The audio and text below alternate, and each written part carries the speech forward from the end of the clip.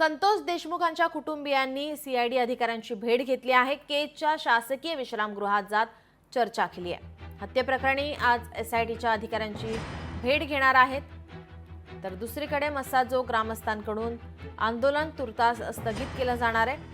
आज एसआयटीच्या अधिकाऱ्यांना भेटून पुन्हा तपासाची माहिती घेतली जाणार आहे।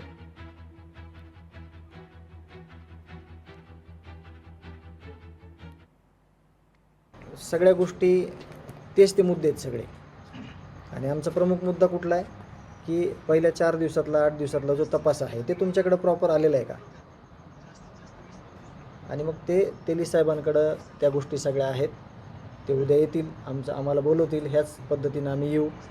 आणि एवढंच सांगतो, तुम्ही मागण्या काय हां मी एवढंच सांगू इच्छितो, म्हणजे पहिल्या डे 1 पासून मी हे सांगतोय की तपास आम्ही त्यांच्यावर विश्वास व्यक्त केलेला आहे की तपास योग्य रीतीने चालू आहे। ते पण आम्हाला विश्वास देत आहेत की तपास चांगल्या पद्धतीने चालू आहे। जे आरोपी आहेत, जे कारस्थान करणारे आहेत, त्यांना कोणालाही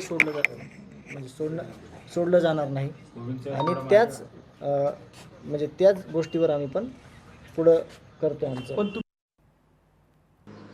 नीलम, नक्कीच मस्साजोगमध्ये देशमुख कुटुंबियांच्या वतीने आंदोलन करण्यात आलं होतं। या ठिकाणी मनोज जरांगे पाटील सुद्धा गेले होते। नवीन एसआयटी आता गठीत करण्यात आलेली आहे। मात्र जी जुनी एसआयटी होती एकूण 9 सदस्यांची होती, तर नवी एसआयटी ही 6 सदस्यांची असणार आहे। यामध्ये वाल्मिक कराड यांच्या जवळ असलेले काही संबंध असलेले काही जे अधिकारी होते त्यांची यातून आता त्यांना बाजूला करण्यात आलेला आहे। यामध्ये बसवराज तेली असतील, अनिल गुजर असतील, यांना बाजूला करण्यात आले आहे। नवीन एसआयटी स्थापन करण्यात आलेली आहे आणि या एसआयटी मार्फत आता चौकशी होणार आहे। कारण देशमुख कुटुंबियांनी या वाल्मिक कराड यांच्यासोबत असलेल्या अधिकाऱ्यांसंदर्भात लागेबंद असल्याचा आरोप केला होता आणि यामध्ये कुठेतरी स्पष्ट जी चौकशी आहे आणि निष्पक्ष चौकशी ती होत नसल्याचा आरोप केला होता। यामुळे नवीन एसआयटी आता गठीत करण्यात आलेली आहे आणि नवीन एसआयटीने मात्र गेल्या काही दिवसांमध्ये 1 जानेवारीपासून काय काय तपास केलेला आहे, कोणकोणते पुरावे यामध्ये सापडलेले, या सर्वांची माहिती जी आहे ती आज देशमुख कुटुंबियांना सुद्धा देण्यात येणार आहे। धनंजय देशमुख यांनी काल आंदोलन केलं होतं। त्यांनी काही वेळानंतर हे आंदोलन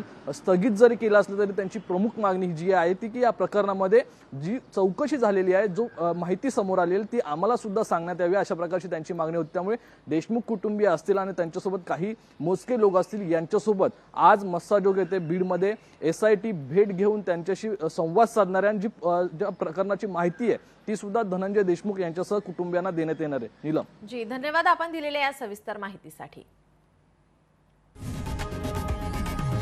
लोकशाही मराठी ऐका, पहा, जागरूक रहा।